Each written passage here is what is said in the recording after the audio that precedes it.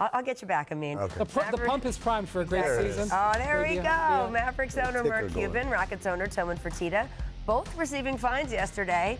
People in San Antonio better watch out. They're going around Texas. Mark Stein, reporting Fertitta, received a $25,000 fine for mentioning Russell Westbrook before the trade was officially completed. And Tim McMahon reports that Cuban was fined $50,000 for leaking Board of Governors meeting information involving the pending coaches challenge vote. Cuban told Tim, this is seriously one of the great all-time quotes of this year, and there's been a lot. Quote, "I appreciate the irony of your reporting on a fine that someone should but won't get fined for leaking to you." That is a tremendous quote. Cuban's been kind of on the low, making stuff like this over the last couple of years. He's kind of, been focusing on Shark Tank. But this is back to peak Mark Cuban. There you go. What do you make anything of these fines when you're talking about this level of owner? Does 50, 25 grand Well, forget about anything? We can go about that all day. I'm never going to criticize an owner for telling the truth. That's number one.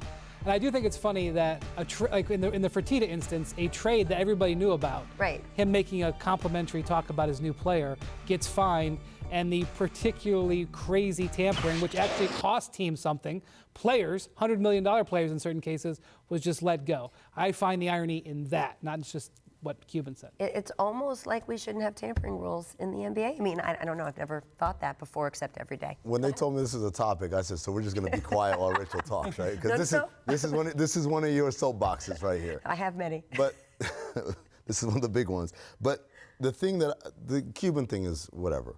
The Fertitta, the comment that he actually got fined for was more revelatory than the actual fine. Because what he said was something along the lines of, watch Oklahoma City, and Russell Westbrook is so athletic. And what it spoke to me was a level of unsophistication of ownership, right? This is a guy, first of all, spoke before the deal was done, which is standard. We all know you're not supposed to do that. But also, his observation about Russell Westbrook was just so bare bones, basic, that I'm saying to myself, oh, of course they made this deal, which I don't think is a good deal for them. Because you're dealing with an owner who probably sees shiny new toy, and that looks fun, he dunked it, ooh, and no understanding of fit or chemistry or any of the other things that go into building a successful team. And if I'm a Houston Rockets fan, everything in the Tilman Fertitta era that has his imprint on it makes me scared. Makes me scared of where this franchise is going. There's a story that Iguodala is one of the suitors, but they don't want to go into tax. Hold on a minute. I don't think Tilman Fertitta was pushing this deal. Overall, what you're saying, I'm with you. This was a James Harden deal that Tilman Fertitta accommodated him on. Yeah, well, and I don't think you should take too much out of one quote. Your other criticisms are fair.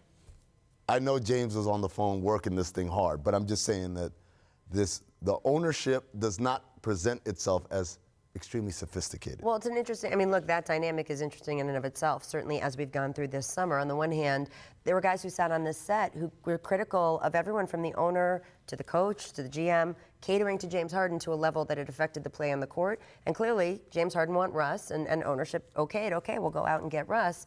However, can you be critical of ownership, management, coaches catering to a player to that level when we see players saying, if I don't like it, I'm just going to get up and leave, and I don't care if I'm under contract? So it's complicated. I think it's a balance. It's a dance between catering and also knowing what's best for the franchise. And I don't know if Houston's dancing that dance very well right now. Do you know who else is on my soapbox about tampering? Adam Silver says we should not have rules we cannot enforce. Clearly something has to be changed. Thanks so much for watching ESPN on YouTube. For more sports analysis and highlights, download the ESPN app. And for live streaming and premium content, subscribe to ESPN+.